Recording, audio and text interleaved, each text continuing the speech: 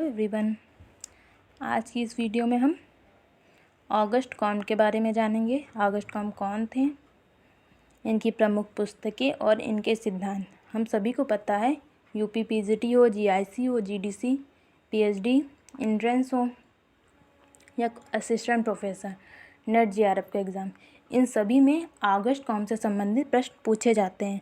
परंतु किसी भी सिलेबस में ऑगस्ट कॉम्ट का नाम मेंशन नहीं होता। तो इस बात से हम जान सकते हैं कि ऑगस्ट कॉम्ट हमारे लिए कितने ज़रूरी हैं। तो चलिए शुरू करते हैं। ऑगस्ट कॉम्ट का जन्म 19 जनवरी 1758 में हुआ था और मृत्यु सितंबर 1857। कोई क्वेश्चन पूछा नहीं जाता, सिर्फ इनके जन्म के बारे में पूछा जाता है। इनका जन्म कब हुआ था, तो 1758 में हुआ था। इस वीडियो में हम आगे जानने की कोशिश करेंगे इनका जीवन, परिचय, बौद्धिक पृष्ठभूमि, पुस्तकें, प्रत्यक्षवाद क्या है, प्रत्यक्षवाद की विशेषताएं क्या हैं, पद्धति शास्त्र क्या है, विज्ञानों का संस्करण का आधार और 3 स्तरों का नियम। सामान्य परिचय। ऑगस्ट कॉम्ट एक फ्रांसीसी विचारक थे। इनके गुरु का नाम सेंट साइमन था। ऑगस्ट कॉम्ट का सबसे प्रमुख एक कथन है जो बहुत ही प्रसिद्ध है, समाजशास्त्र सभी विज्ञानों की महारानी है। इन्होंने समाजशास्त्र को सभी विज्ञानों की महारानी कहा था। ये Karl Marx, John Stuart Mill, George Eliot, Benjamin Franklin के विचार से बहुत अत्यधिक प्रभावित थे। ऑगस्ट कॉम्ट के विचारों पर प्रभावित करने वाली प्रमुख घटनाएं औद्योगिक क्रांति और फ्रांसीसी क्रांति है। ऑगस्ट कॉम्ट के विचारों को 2 क्रांतियों ने बहुत प्रभावित किया था। एक क्रांति थी फ्रांसीसी क्रांति, दूसरी थी औद्योगिक क्रांति।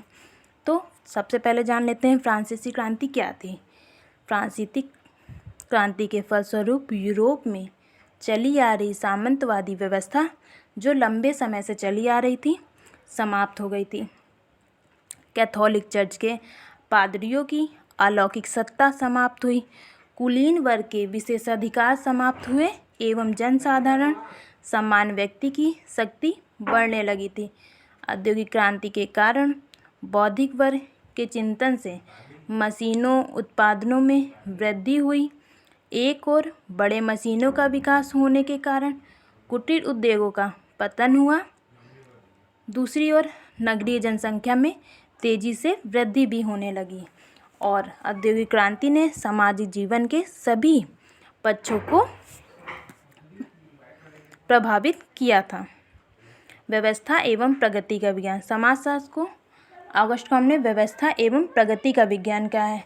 कॉम्ट एक ऐसे विज्ञान की कल्पना की जो पृथक और स्वतंत्र रहकर सामाजिक व्यवस्था तथा सामाजिक प्रगति का अध्ययन कर सके। सबसे पहले इन्होंने ऐसे विज्ञान को सामाजिक भौतिक शास्त्र का नाम दिया, लेकिन बाद में 1838 में इन्होंने समाजशास्त्र के नाम से इसे संबोधित किया। प्रत्यक्षवाद क्या है। प्रत्यक्षवाद, जिसका शाब्दिक अर्थ होता है प्रत्यक्ष रूप से अवलोकन करना, मीन्स हम जिस चीज़ को जैसे अपने आँखों के सामने देखते हैं उसका वर्णन उसी प्रकार से करते हैं। निरीक्षण, परीक्षण तथा वर्गीकरण पर आधारित वैज्ञानिक विधि द्वारा सामाजिक घटनाओं को समझना ही प्रत्यक्षवाद कहलाता है। प्रत्यक्षवाद की प्रमुख विशेषताएं। सामाजिक घटनाएं निश्चित नियमों पर आधारित। जो प्रत्यक्षवाद में जो नियम होते हैं वो निश्चित होते हैं, जिस प्रकार प्राकृतिक विज्ञान जैसे फिजिक्स, केमिस्ट्री में जो रूल्स होते हैं वो एकदम निश्चित होते हैं, उसी प्रकार से प्रत्यक्षवाद की प्रमुख विशेषता इन्होंने निश्चित नियम बताए। दूसरी विशेषता यथार्थ ज्ञान पर आधारित, अर्थात इसमें जो चीज़ यथार्थ होता है उसी का वर्णन किया जाता है। नेक्स्ट वैज्ञानिक प्रणाली होती है और इसमें तार्किकता पर बहुत अत्यधिक बल दिया जाता है एवं धर्म तथा विज्ञान का समन्वय इसमें पाया जाता है। इनकी प्रमुख पुस्तकें एवं कृतियाँ हैं। पहली पुस्तक है a plan of the scientific operation necessary from reorganisation of society, जो इन्होंने 1822 में लिखी। दूसरी पुस्तक है the course of positive philosophy, 1830 और 1842। जो ये पॉजिटिव फिलॉसफी है ये 6 खंडों में विभाजित है। और नेक्स्ट पुस्तक है सिस्टम ऑफ पॉजिटिव, यहाँ पर फिलॉसफी नहीं पॉलिटी होना चाहिए था, पॉलिटी, जो 4 खंडों में है। और नेक्स्ट है कैटेसिज्म ऑफ पॉजिटिव 1852। इस बुक में इन्होंने प्रत्यक्षवाद की बात की, इसकी अवधारणा प्रस्तुत की। विज्ञानों के संस्करण का आधार, इसकी बात हम विज्ञानों के संस्करण का करेंगे तब करेंगे। इन्होंने 3 स्तरों के नियम दिए। मानव के बौद्धिक विकास एवं चिंतन के आधार पर इन्होंने 3 स्तरों का नियम दिया। पहला स्तर धार्मिक स्तर। धार्मिक स्तर में व्यक्ति पूर्ण रूप से धार्मिक होता है, मतलब उसके अंदर सिर्फ यही होता है कि जो कुछ भी कर रहा है सिर्फ वो भगवान कर रहा है, व्यक्ति का उसमें कोई भी हाथ नहीं है। दूसरा होता है तात्विक स्तर और काल्पनिक। इसमें व्यक्ति के अंदर धार्मिक भावना कम होती है और थोड़ा थोड़ा व्यक्ति तार्किक भी सोचने लगता है। तीसरी स्तर है प्रत्यक्षवादी एवं वैज्ञानिक स्तर। इसके अंतर्गत व्यक्ति पूर्णतः तार्किक रूप से एवं वैज्ञानिक रूप से सोचने लगता है। धार्मिक स्तर के 3 उप स्तर दिए गए हैं: जीवित, सत्तावाद, प्रेतवाद, बहुदेवत्ववाद एवं एकेश्वरवाद। इसके बाद इन्होंने विज्ञानों का संस्करण का क्रम दिया, जिसका वर्णन इन्होंने पॉजिटिव फिलॉसफी नामक पुस्तक में किया।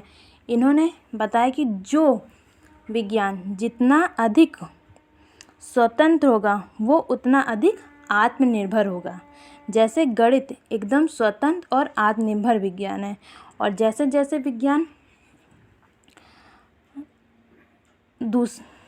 विज्ञानों की निर्भरता दूसरे पे बढ़ती जाएगी वो विज्ञान स्वतंत्रता से दूर हटता जाएगा। जैसे इन्होंने सबसे पहला क्रम बताया गणित शास्त्र, जो पूर्णतः स्वतंत्र और आत्मनिर्भर विज्ञान है।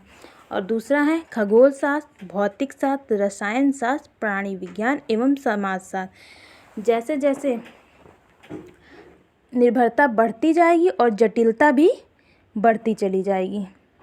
इसी को इन्होंने विज्ञान के संस्करण का क्रम कहा है। और इसी का आधार इन्होंने बढ़ती हुई निर्भरता का सिद्धांत दिया और घटती हुई समानता और बढ़ती हुई जटिलता का सिद्धांत इसी के आधार पर दिया, जो मैंने आपको बता दिया है। बस इतना ही। Thank you.